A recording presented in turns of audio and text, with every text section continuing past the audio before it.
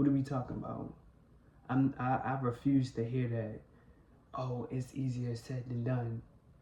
No, you just said it. Do it. What are we talking about? Fear and change and a lack of discipline is what's causing you the trouble, and what is causing you to say that and believe that that is true. Hey y'all, welcome to a new episode of the 5-Star Coach, where you live a 5-star life if you take the advice. I'm Coach D, aka Venus as a boy.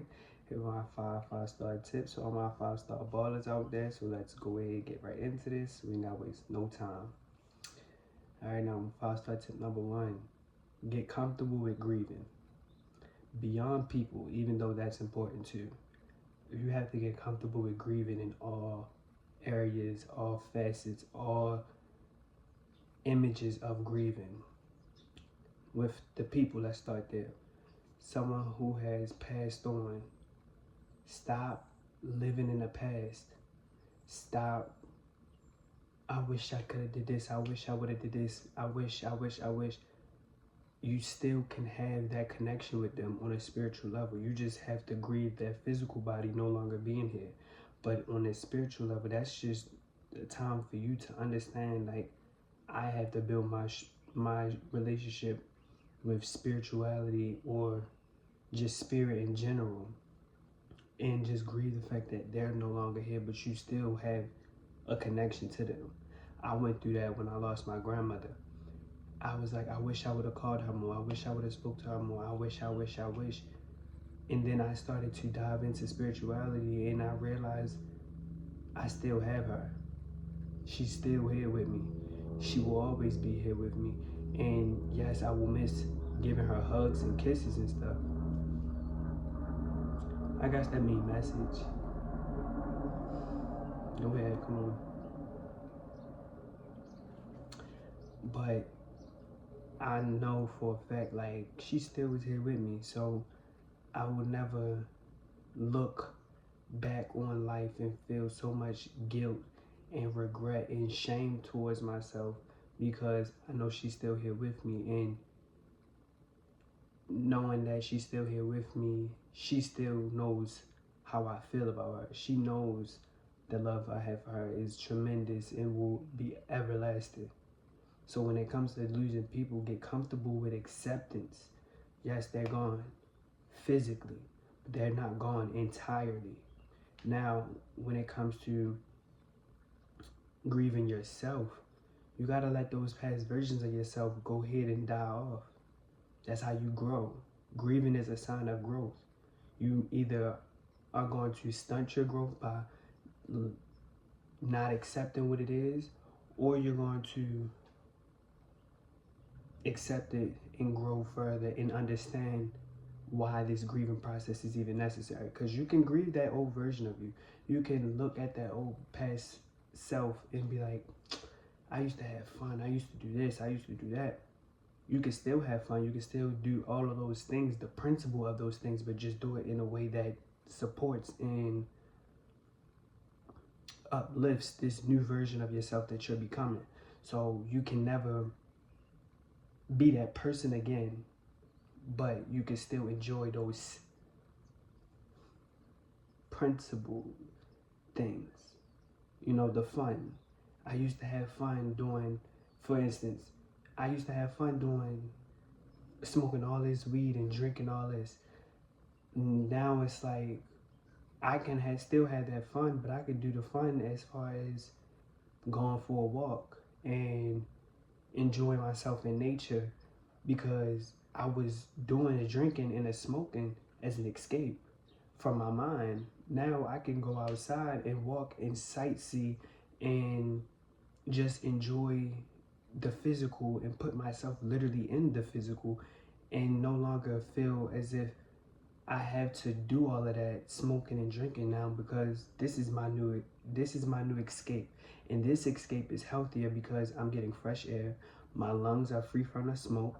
My kidneys, is it kidneys or liver with the drinking? One of the two. I will no longer have to worry about that damage happening.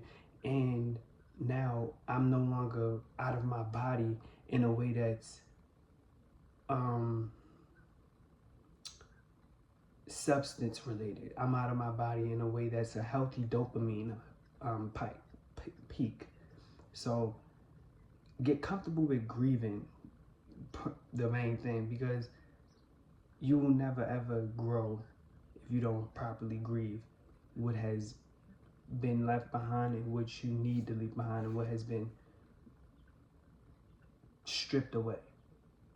Because like I said, when it comes to people, just accept that they are no longer here physically, but you still got them. And when it comes to grieving the past version of yourself, just accept the fact that yes, I no longer am that person, but I can still be fun, exciting. I can still live a fulfilling life without all of the past things that I no longer want in my life. I hope that registered the way it went to, because grieving is important. Grieving is a part of life, and especially when it comes to self-development. So get comfortable with grieving. All right, now 5-star tip number 2. Use all of your unfair advantages. I seen a quote that I put on my vision board, my seasonal vision board, that made me really understand, like, you really have to use every unfair advantage you have to get ahead. If you have the looks, you have the money, you have the intelligence, the wisdom, the endurance, whatever it is, use every unfair advantage you have to get ahead in life. And I even correlated to me personally. I have an obsessive personality. I am obsessive, and all I needed to do was channel that energy into the right direction. Some people are uncomfortable with being obsessed over things. Me, no. Give me something to obsess over. And since I decided to make it myself that I obsess over, Since I decided to make it myself that I'm obsessed over, everything in my life has really made a 180, and I no longer obsess over things that aren't pouring back into me. So use every unfair advantage you have to get ahead in life. I seen a TikTok not too long ago, and the little boy was in the background saying, if life is unfair for everybody, then ultimately that makes life fair. And when he said that, I said, ooh, that little boy cooked. Because for real, if life is unfair for everybody always saying life is unfair, doesn't that make life fair? So use all the unfair advantages you have to get what you want. Shira said something that's along the lines of, stop being fair in an unfair world. What you deem as fair might not be somebody else's idea of being fair, and that is okay. But as long as you are still getting where you are supposed to go in life and getting where you see yourself going in life, none of that matters. As long as, of course, you're doing things that are in the realms of receiving good karma, you're not doing anything egregious to get ahead in life, I see no problem with using your unfair advantages to get ahead in life. Use every unfair advantage you have to get where you want. You're possessive.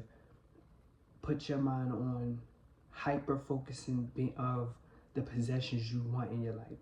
You are someone who is very assertive. Always assert yourself in every situation, regardless of if you're met with pushback. Never fall back off of the assertiveness that you carry, because that's what's going to lead you to where you're supposed to be, where you want to be, where you see yourself. You're someone who's very responsible. Keep using that responsibility to your advantage. You are someone who is a quick learner. You learn things very quick. Stop learning bullshit. Stop studying things that aren't going to take you from here to there. Let the bullshit rock and focus on learning things that are going to take you to a new level, a new height, and elevate your life. But every unfair advantage, use all of them. All of them. All right, now 5-star tip number 3.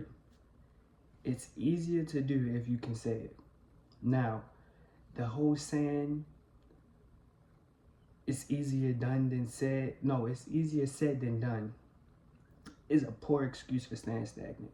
Because if you can blatantly say it out loud, you can say exactly what it is that you should do.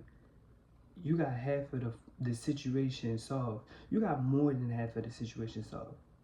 All you got to do is work, do something, take a step. Like, it's also a lame thing to complain about and a weird thing to say. What I say last episode, stop complaining about stupid and lame things and see the weirdness and stuff. Easier said than done. What do you mean? I just said it. I just broke it all the way down. So let me do this. Like, let me go ahead and do this right now. There's no need for me to, oh, it's easier said than done. No, it's easier to do now that I said it. Because I know what to do. You feel me?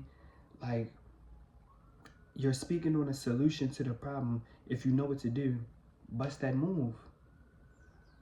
It's easy to do. You know what to do. What are we talking about? You just have to take those steps to do it. Get your ass up and do what you need to do.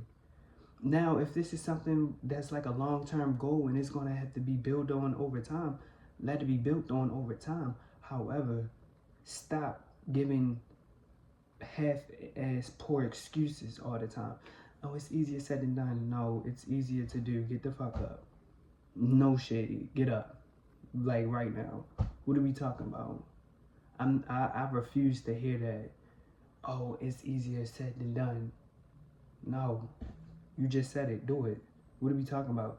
Fear and change and a lack of discipline is what's causing you the trouble, and what is causing you to say that and believe that that is true. It's easier said than done. No, it's not. It's easier to do now that you said it.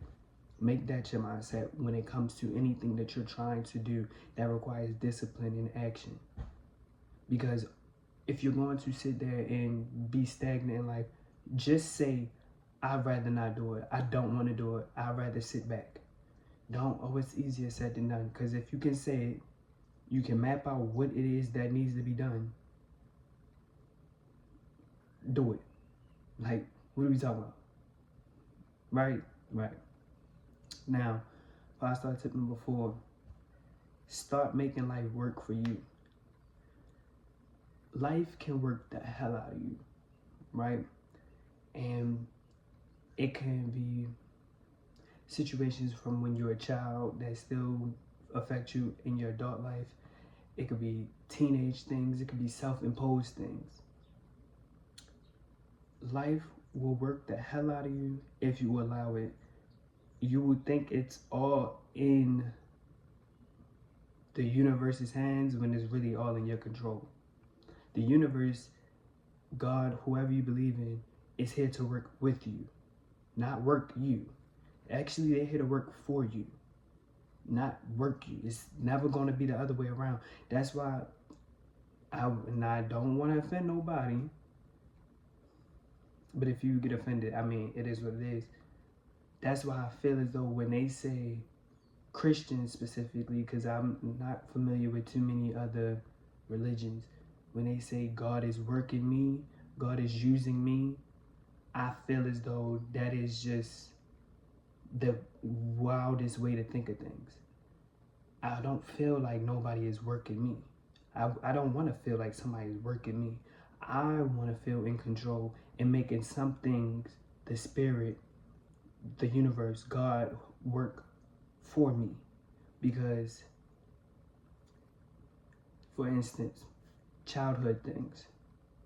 If I notice everywhere I go, I get attention, but yet, as a child, I was always shamed and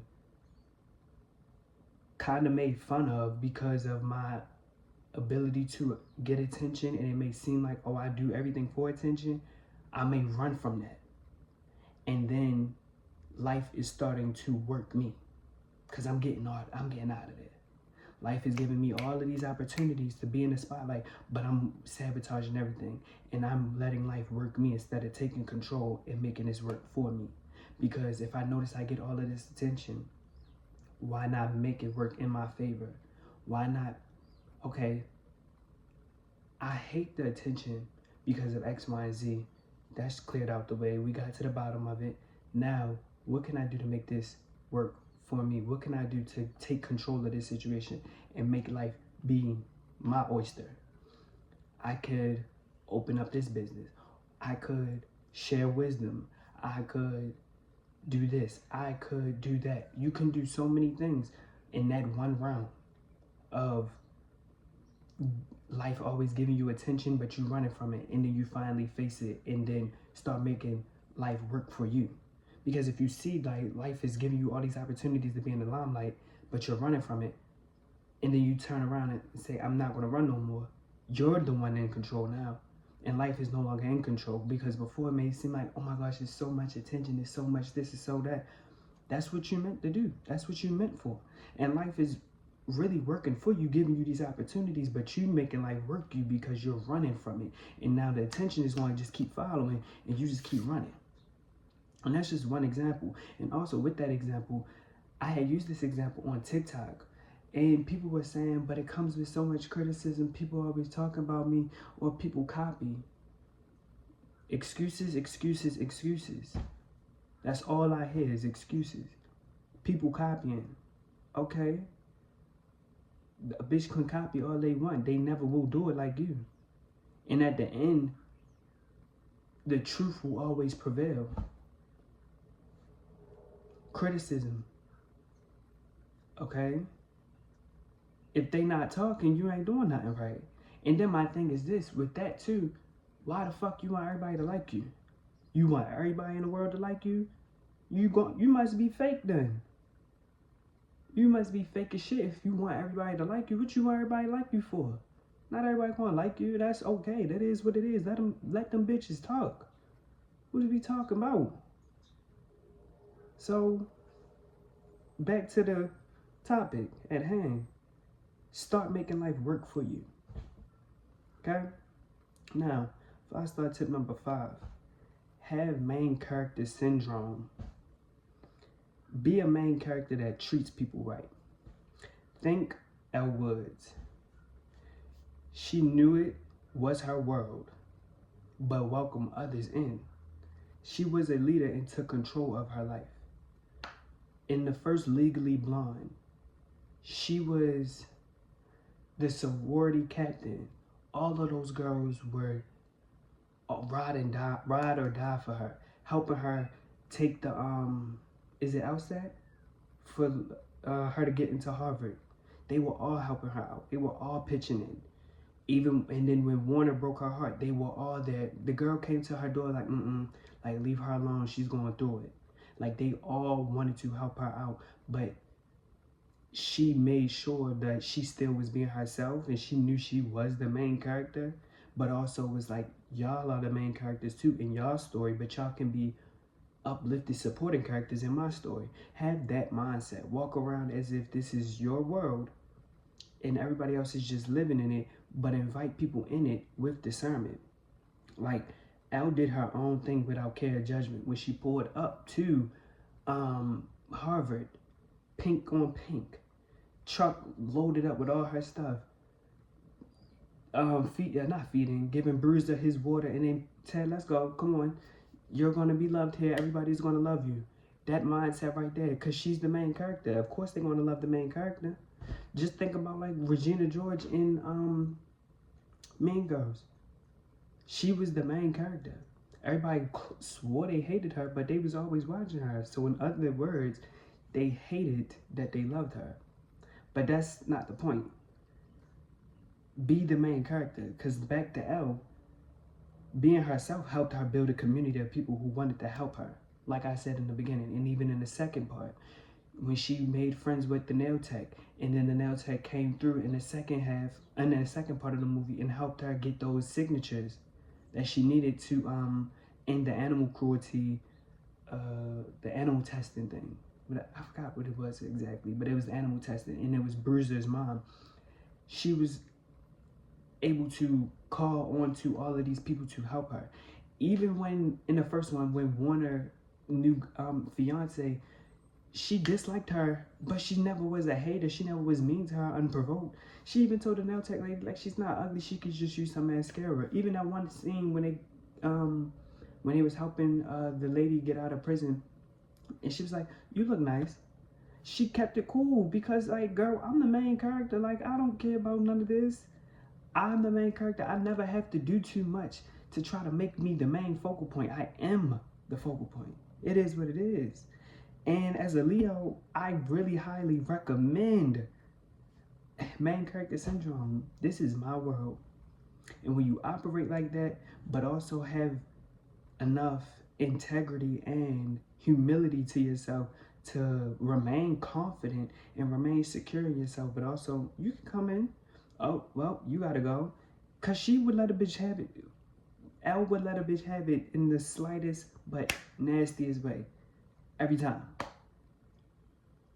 Every time. Even with Warner's fiance, when she got invited to that party. Oh, when I want to be a frigid bitch, I don't dress like that, whatever. Ate her up real quick and then walked off. Ain't had to do too much. Never had to do too much. Just got her right up out of there, got her, put her in her place, and then carried on. You know, so like, be the main character. Operate as if the world is yours and create a safe space. And now that is the end of this week's episode of the 5-Star Coach. Where you live a 5-star life. If you take the advice, as always, like, comment, subscribe, and share the content. And as always, I'll be here next Friday, and I'll see y'all then.